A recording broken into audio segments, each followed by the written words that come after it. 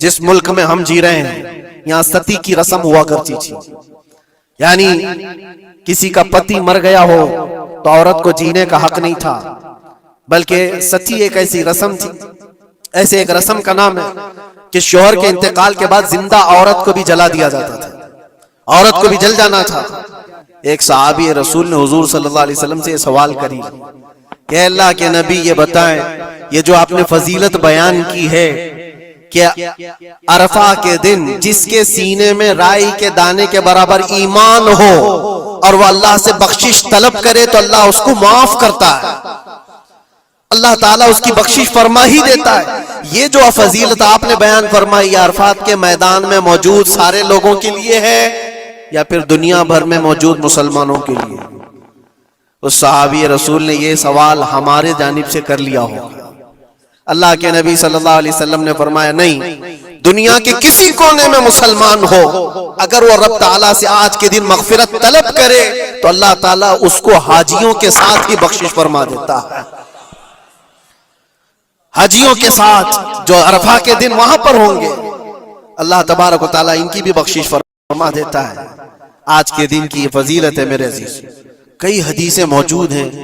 حضور پاک صلی اللہ تعالیٰ علیہ وسلم سے ایک صحابی نے پوچھا یا رسول اللہ صلی اللہ علیہ وسلم عرفہ کے دن کے متعلق کچھ فرمائیں، تو آپ نے فرمایا یکفر السنۃ التی قبلہا وما بعدہا، یہ آج کا دن جو موجود ہے فرماتے ہیں آج سے پہلے والا 1 سال اور آنے والا بعد کا 1 سال یہ سارے گناہوں کے کفارے کا ایک دن ہوتا ہے، ایک دن، یہ سارے پچھلے 1 سال اگلے 1 سال، لیکن یہ سب چیزوں میں شرط ہے اس کا ایمان، اس کا یقین، اللہ کی ذات پر اس کا ایمان اور یقین کیسا ہے اللہ تعالیٰ اس کے ساتھ ویسا ہی سلوک فرماتا ہے۔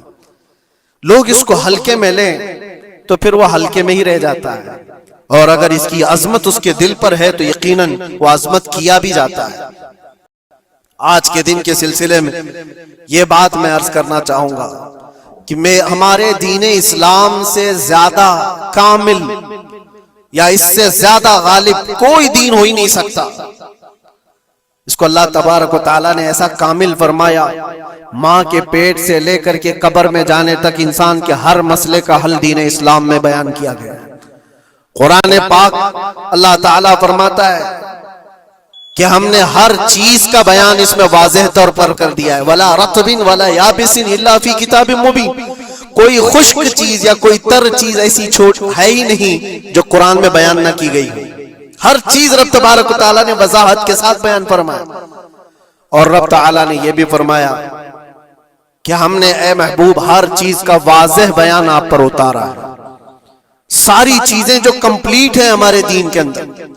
لوگوں کو ایسا لگتا ہے کہ دین اس میں کچا ہے اس میں کچا ہے، جو غیر مسلموں کی طرف سے اعتراضات ہیں، میں چیلنج کے ساتھ کہتا ہوں، میں ایک چھوٹا سا قرآن کا طالب علم، میں ایک چھوٹا سا خادم ہوں، لیکن آج کے زمانے میں جس کو قرآن پاک کے انکمپلیٹ ہونے پر یا پھر دین اسلام میں کسی شوشے کے باقی رہنے پر سوال ہو وہ ہم سے بات کر سکتا ہے، انشاءاللہ الذی شافی و وافی جواب دیا جا سکتا ہے رب تعالیٰ کے فضل سے، اس لیے کہ ہمیں پتہ ہے ہمارا علم کم ہو سکتا ہے لیکن رب کا وعدہ اور رب کا فرمان غلط نہیں ہو سکتا۔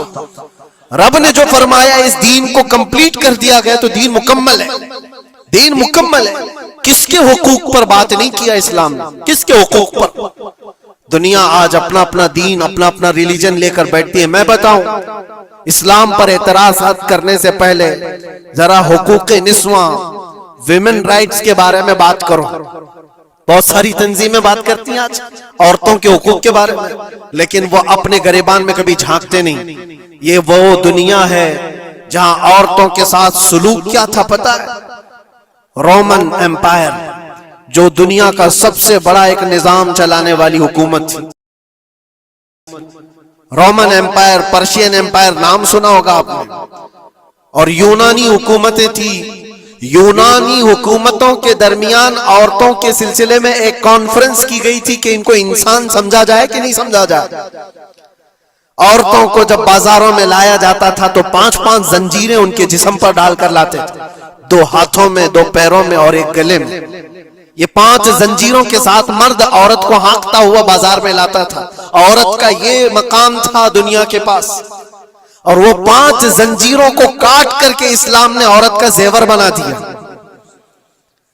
عورتوں کے حقوق پر بات کرنے والی بہت ساری تنظیمیں ذرا تاریخ پڑھ کر کے دیکھو. دور کیوں جائیں, جس ملک میں ہم جی رہے ہیں یہاں ستی کی رسم ہوا کرتی تھی. یعنی کسی کا پتی مر گیا ہو تو عورت کو جینے کا حق نہیں تھا, بلکہ ستی ایک ایسی رسم تھی. ایسے ایک رسم کا نام ہے کہ شوہر کے انتقال کے بعد زندہ عورت کو بھی جلا دیا جاتا تھا. عورت کو بھی جل جانا تھا. چند دنوں کے بعد پھر ماحول تبدیل ہوا تو اس میں تھوڑا سا اپ گریڈ کیا ہوا تھا معاملہ کہ اب جلایا نہیں جائے گا, لیکن اس کو معاشرے سے دور جنگلوں میں چھوڑ دیا جائے گا. عورت زندہ تو رہے گی لیکن معاشرے میں نہیں رہے گی. بیوہ عورت کے لیے معاملات تھے. بیوہ عورت کو اپشگن سمجھا جاتا تھا. وہ آج بھی بہت سارے جاہلوں کے درمیان موجود ہے یہ رسم. کوئی بیوہ عورت آئی تو لوگ یہ سمجھنے لگتے ہیں کہ گھر میں اپشگن ہو جائے گا. یہ سارے معاملات عورتوں کے حقوق کے سلسلے میں کس نے ختم کیا ہے؟ یہ سارے رسم و رواجات.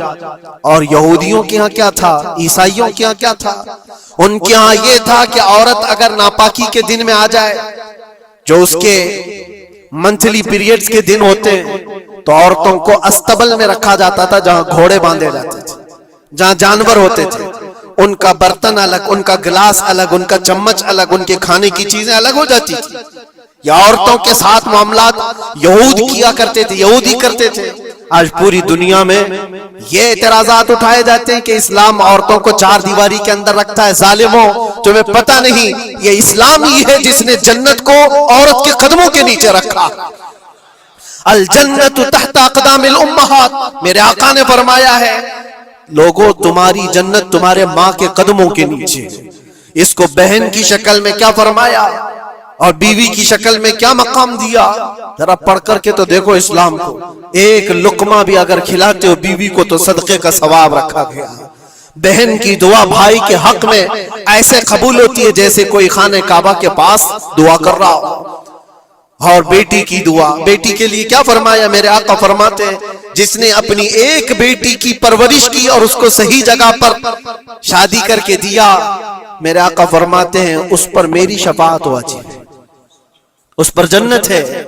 یہ عورتوں کے حقوق اسلام نے دیے, کہاں سے اٹھا کر کہاں رکھ دیا. اور جو بیواؤں کے ساتھ سلوک تھا, بیوہ کو اپشگن مانا جاتا تھا. 1 2 نہیں 10 بیوہ عورتوں سے میرے آقا نے نکاح فرمایا. سید الانبیاء ہیں, سید الرسول ہیں. ارے حضور پاک صلی اللہ علیہ وسلم چاہتے نا تو بڑے بڑے بادشاہوں کی بیٹیاں حضور کے حرم میں آ جاتی. حضور پاک صلی اللہ تعالیٰ علیہ وسلم کے نکاح میں آتی حضور اگر چاہتے.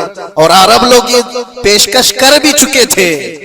عرب جو ہے آ کر حضور سے کہے بھی تھے کہ تم جوان ہو محمد, اگر تم چاہو تو سب سے حسین لڑکیاں دنیا کی تمہارے پاس لا کر رکھ دیں گے.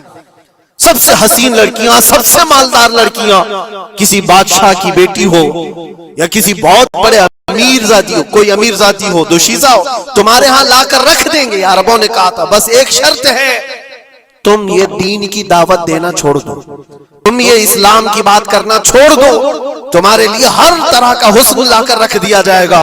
میرے آقا نے ان کی اس پیشکش کو ٹھکرا کر کے 25 سال کی عمر میں 40 سال کی بیوہ سے نکاح فرمایا تھا. یہ حضور پاک صلی اللہ تعالیٰ علیہ وسلم نے عورتوں کے حقوق نہیں بیان فرمائے, اور آخری خطبے میں بھی حضور نے یہ حقوق بیان کیے اپنے جانے سے پہلے. عورتوں کے معاملات میں تم کو اللہ سے ڈراتا ہوں کہ ان کے ساتھ حسن سلوک کرو. اسلام میں کوئی چیز باقی نہیں چھوڑی حضور. یہ آخری خطبہ تھا حضور کا آج کے دن, عرفہ کے دن. حضور نے یہ فرمایا تھا کہ آج کے دن میں اعلان کرتا ہوں کوئی گورا کالے سے افضل نہیں, کوئی عربی اجمی سے افضل نہیں. تم سب کے سب کلکم من آدم و آدم من تراب, تم سب کے سب آدم سے پیدا کیے گئے ہو اور آدم کو مٹی سے بنایا گیا. یہ حضور پاک صلی اللہ علیہ وسلم نے فرمایا ایکویلٹی, برابری, یکساں حقوق. دنیا جو کہتی ہے کہ سب کو برابر کے حقوق ہونا چاہیے, یہ سب ڈھکوسلے ہیں, دعوے ہیں. کسی کے یہاں کوئی برابری نہیں. برابری کس کو کہتے ہیں پتہ ہے؟ برابری اس کو کہتے ہیں کہ ایران سے کسرا کا کوئی قاصد آیا تھا مدینے میں حضرت عمر کے زمانے میں، یہ ڈھونڈنے کے لیے کہ بادشاہ کا محل کہاں ہے۔ مدینے میں لوگوں سے پوچھا کہ تمہارا بادشاہ رہتا کہاں ہے، تو لوگ ہنس کر کے کہے ہمارا بادشاہ ہوتا ہی نہیں۔ کہا پھر کیا ہوتا ہے؟ کہا امیر المومنین۔ کہا اچھا وہی امیر المومنین، اس کا محل کہاں ہوتا ہے؟ پھر لوگ ہنس پڑے، کہا اس کا محل نہیں ہوتا ہے، اس کا محل ہی نہیں ہوتا ہے۔ کہا پھر کہاں ہے؟ کہا دیکھو وہ پیپل کے جھاڑ کے نیچے سو رہا ہوگا۔ ایران کا قاصد آیا ہوا ہے جن کی پوری فوج میں سرسری چھا جاتی تھی عمر ابن خطاب کے نام سے، وہ پیپل کے جھاڑ کے نیچے سو رہا ہے۔ وہ آیا اور جا کر کے دیکھا تو ایک درخت کے نیچے حضرت عمر فاروق ننگی پیٹ آرام فرما رہے ہیں۔ برابری کی بات یہ دنیا کرتی ہے لیکن کوئی ایکویلٹی کسی کا نہیں ہے۔ ہم نے بہت سارے ملک دیکھے